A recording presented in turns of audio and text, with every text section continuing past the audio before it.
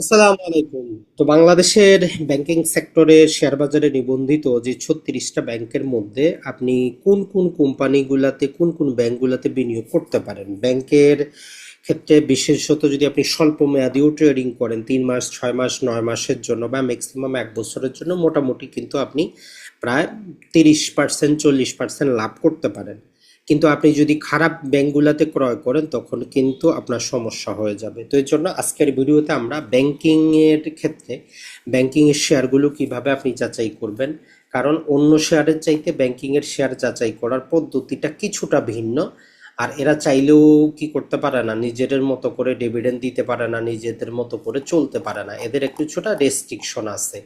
তো এখন আমরা দেখার চেষ্টা করি বাংলাদেশের যে 36টা ব্যাংক আছে এগুলা থেকে আমরা 60টার মতো ব্যাংক আপনি চাইলে কি করতে পারেন, এগুলাতে বিনিয়োগ আপনি করতে পারেন। এগুলা চাইলে আপনি 1 বছর মেয়াদে করতে পারেন, 2 বছর মেয়াদে করতে পারেন। তবে কেনার সময় একটু সচেতন হয়ে কিনতে হবে।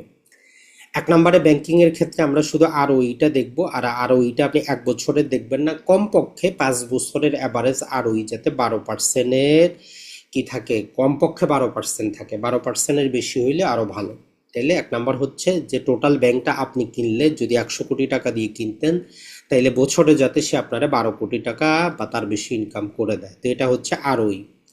2 নম্বর, যেটা যে ব্যাংকটা আপনি কিনতেছেন তার যদি এনপিএল রেশিও 10-এর বেশি থাকে, সে কি করতে পারে না, ডিভিডেন্ড দিতে পারে না, তার মানে নন পারফর্মিং লোনগুলা যেগুলা, তো এগুলো যাতে 10-এর কমে থাকে এইরকম ব্যাংক কিনতে হবে। 10-এর উপরে গেলে ওই ব্যাংকে আপাতত আপনি বিনিয়োগ করতে পারবেন না।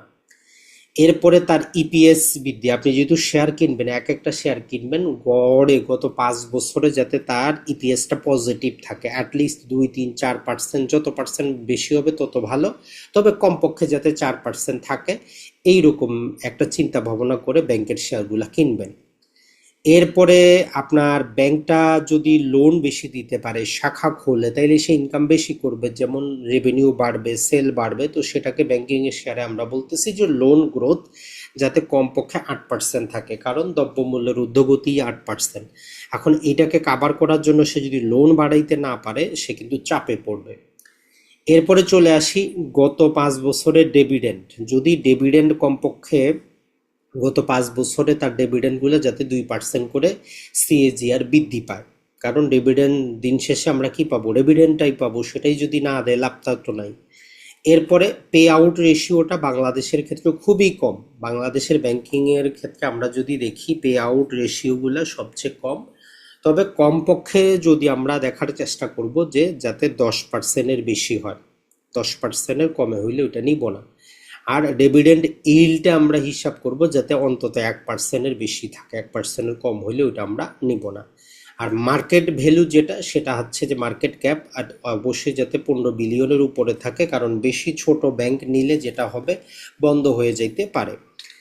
আর অতি সচেতনতার জন্য আমরা প্যাগ রেশিওটা ব্যবহার করব, যদি দেখি যে কোনো শেয়ারের পি রেশিওটা বেশি হচ্ছে তাহলে কিনা ঠিক হবে কিনা। যেমন ব্র্যাক ব্যাংক স্বাভাবিকভাবে দেখলে অতি দামি, কিন্তু আপনি প্যাগ রেশিও দ্বারা দেখলে দেখবেন যে একের কমে আছে, তার মানে এখনো সস্তা। এটা হচ্ছে যে তার যেমন ইনকাম হচ্ছে তেমন তার গ্রোথও হচ্ছে। আর পি রেশিওটা আমরা ব্যাংকিং সেক্টরের বাংলাদেশের 9 পর্যন্ত, তাই 9-এর উপরে আমরা যাওয়ার চেষ্টা করব না, 9-এর উপরে গেলে প্যাক রেশিওটা দেখার চেষ্টা করব।